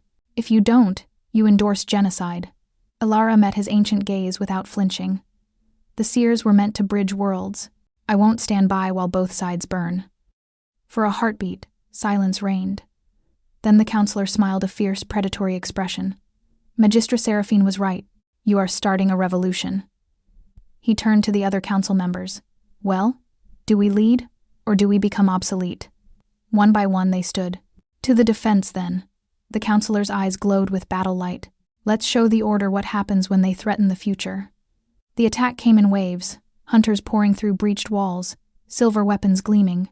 But they faced not just the household vampires and a few desperate mortals. They faced the Eastern Council in full battle fury, centuries of power unleashed in defense of a new vision. Alara fought alongside Cassian, her seer mark blazing as she directed defenders, predicted attack patterns, turned the hunters' own tactics against them. She wasn't just mediating disputes anymore, she was leading, building the future, one defended life at a time. The battle raged through the night. When dawn finally threatened, the surviving hunters retreated, leaving behind their dead and wounded. The household had losses too, 3 mortals killed, 5 vampires injured by silver. But they'd held. They'd won. As the last hunters fled, the counselor approached Alara and Cassian. Blood stained his ancient face, but his expression was alive in a way she'd never seen. That, he said, was magnificent. Foolish, dangerous, revolutionary, but magnificent. He looked at the household gathering to tend wounds and count their dead. You've proven your point, Lady Alara. Peaceful coexistence is possible. The council will make it official. Sanctuaries like this will receive our protection. The order can adjust or face our wrath. Alara sagged against Cassian, exhaustion and relief flooding through her. Thank you. Don't thank me. You did this. You and Lord Thorn. The counselor's smile was approving. The seers shaped vampire society for millennia. Perhaps it's time their heir did the same. As the council departed and the household began to rebuild, Alara found herself standing in the courtyard with Cassian, watching the sun crest the horizon. She couldn't see it directly, would never see direct sunlight again. But its warmth touched the stones, and she could imagine. We did it, she whispered. You did it. Cassian turned her to face him, love and pride shining in his dark eyes. You changed everything, little sparrow. The sanctuaries will spread. Others will follow our example. In 100 years, this night will be legend. Our night, she corrected, rising to kiss him. We're partners, remember? Forever partners. He kissed her back, tasting of blood and battle and victory. What do we do now? Alara looked at the safe house, damaged but standing, filled with people who'd chosen hope over fear. Now, we rebuild. We establish more sanctuaries. We teach others what we've learned. And we keep fighting for the future we believe in. Together. Always together. She smiled, fangs glinting in the dawn light. For however long forever lasts. They stood there as the sun climbed higher. 2 vampires unable to bask in its light, but building a world where others could. And for the first time since her transformation 5 years ago, Alara felt the full weight of eternity settle over her, not as a burden, but as a promise. Time enough to change the world. Time enough to heal old wounds. Time enough to build something that would outlast them both. Forever was just beginning. 100 years later, Alara stood in the Eastern Court's council chamber, the same room where she'd first proved her gifts a century ago, but everything had changed. Where once 12 council members sat, now there were 24, half vampire, half mortal. The mortal councilors served 10-year terms before, retiring, their wisdom honored, and their contributions celebrated. It was her design, implemented slowly, over decades of careful negotiation and demonstration. The chamber itself had changed too. Where the ceiling once opened only to night sky, now glass panels filtered sunlight during the day, allowing mortal counselors to work in comfort, while the vampires retreated to shadow chambers below. Accommodation, not domination. Partnership, not servitude. Lady Alara? A young voice pulled her from reflection. We're ready for your testimony. She turned to find a mortal girl, couldn't be more than 20, wearing the silver sash of a council apprentice. Bright-eyed, eager, completely unafraid of the vampire seer before her. That's what we built, Alara thought with quiet satisfaction. A world where mortal children grow up seeing us as protectors, not predators. Lead the way, Alara said with a smile. The girl guided her to the witness platform where Cassian already stood, his hand extended. Alara took it, their fingers lacing together with century-practiced ease. They'd been together 105 years now through wars and peace, victories and losses, revolutions both violent and quiet. And they'd never been stronger. Council, Cassian addressed the gathered representatives. We come to report on the northern sanctuaries. In the past decade, we've established 17 new safe houses. Each one operates under the principles first demonstrated here: consent-based feeding, equal representation, shared governance between mortal and immortal residents. How many souls currently reside in these sanctuaries? The question came from a mortal counselor, a woman who'd spent her 20s studying vampire culture and now, in her 40s, helped shape policy. 2,347 mortals, 812 vampires. Alara's mark pulsed as she spoke, verifying truth. Crime rates are lower than in purely mortal cities. Mortality rates are lower, too. Vampires protect mortal residents from external threats, while mortals provide community and purpose that keeps vampires connected to their humanity. Any conflicts? Minor ones, resolved through mediation. The mark, Alara held up her wrist where the silver thread glowed softly, helps verify truth and intent, makes it harder for either side to exploit the other. And the Crimson Order? This from an ancient vampire counselor who'd fought in that first battle a century ago. They've been quiet for decades. Too quiet. Cassian's expression darkened. They're rebuilding, recruiting. We've intercepted communications, suggesting a coordinated strike planned for the spring equinox 6 months from now. They mean to destroy every sanctuary simultaneously. Murmurs rippled through the council. Alara felt Cassian's tension through their bond. The old fear that he'd lose everything he'd built, everyone he loved. But this time, they weren't alone. This time, they had the council's full backing and centuries of preparation. Then we prepare. The mortal counselor stood. I move that we authorize military protection for all sanctuaries. Vampire guards supplemented by mortal militia trained in supernatural combat. Seconded, the ancient vampire added. We've come too far to let zealots destroy what we've built. The vote was unanimous. After the session, Alara and Cassian walked the court's gardens, a new addition, planted with night-blooming flowers for the vampires and sun-loving roses for the mortals. They'd designed it together, a physical representation of their philosophy. Different needs, shared space, beauty for all. Tired? Cassian asked, pulling her close. Exhausted. She leaned against him, breathing in his familiar scent, stone and smoke and home. But happy. Did you see that apprentice? 20 years old and completely comfortable working alongside vampires. That's what we're building, Cassian. A future where children grow up, knowing cooperation, not fear. Elena would have loved this. He said it with no pain, just quiet acknowledgement. She was a healer too, would have thrown herself into the work. She did. Alara touched his chest, over his heart. Every lesson you taught me came from her first. She's in the foundations of everything we've built. They walked in companionable silence, two immortals who'd chosen each other across 700 years of grief and 100 years of joy. The silver mark on Alara's wrist glowed softly, content it had fulfilled its purpose, breaking Cassian's curse, and now it simply existed. A reminder of choice freely made. What do you think happens in another 100 years? Alara asked. Will the sanctuary still exist? Will we? Will exist. Cassian's certainty was absolute. The sanctuaries? They'll have evolved. Maybe mortals and vampires won't need separate safe houses anymore. Maybe the whole world will function like what we've built. That's optimistic. You made me optimistic. He stopped, turning her to face him in the moonlight. 105 years ago, I was convinced I was cursed to lose everyone I loved. That happiness was impossible. Then you told me not to eat you because you were too bony, and everything changed. Alara laughed, the sound as easy now as breathing had been when she was mortal. Best defense mechanism ever. The best. He kissed her, soft and sweet and full of forever. I love you, little sparrow. I've loved you since that first night, and I'll love you until the last star burns out. And then we'll find new stars. He smiled, the expression that had once been rare now coming as naturally as shadow. We're immortal, remember? We have time. They stood there as the moon climbed higher, two vampires in a garden designed for both darkness and light. Around them, the court bustled with mortal and immortal activity, planning, learning, building the future one careful choice at a time. In the distance, Alara heard children laughing, mortal children playing with vampire children who'd been turned young and would never age. different but equal, protected and cherished by both communities.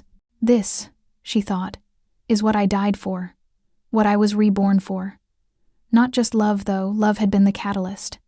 Not just breaking a curse, though, that had freed them both, but building something that would outlast them, creating a world where no starving orphan would die alone in the gutter because she had no value, where no ancient vampire would spend 700 years drowning in grief because he believed himself cursed, a world where choice mattered more than destiny, where love was stronger than fear, where immortal and mortal could stand side by side and call each other family. The silver thread on her wrist pulsed once acknowledgement, approval, pride. The seers were gone, but their legacy endured. In every sanctuary, every council decision, every child who grew up knowing vampires as neighbors rather than monsters, the thread would endure. And so would they. Come on, Alara said, tugging Cassian's hand. Missus, Hadley sent word she's making her special blood pudding for the household gathering tonight. If we're late, Marcus will eat it all. Cassian laughed, the sound no longer rare, no longer painful. Just him, alive in the way that mattered, even after 700 years of death. They walked back through the court, hand in hand, two vampires heading home to a household that had become family. The Crimson Order would attack in spring. There would be more battles, more losses, more nights when the fight seemed impossible. But they'd face it together, partners in revolution, partners in love, partners in the eternal work of building light and darkness. Forever was daunting, forever was beautiful, forever was theirs. And as they disappeared into the night, the silver thread glowed, soft and steady, a promise kept, a future earned, a love that had transcended death itself and would endure for all the forevers yet to come.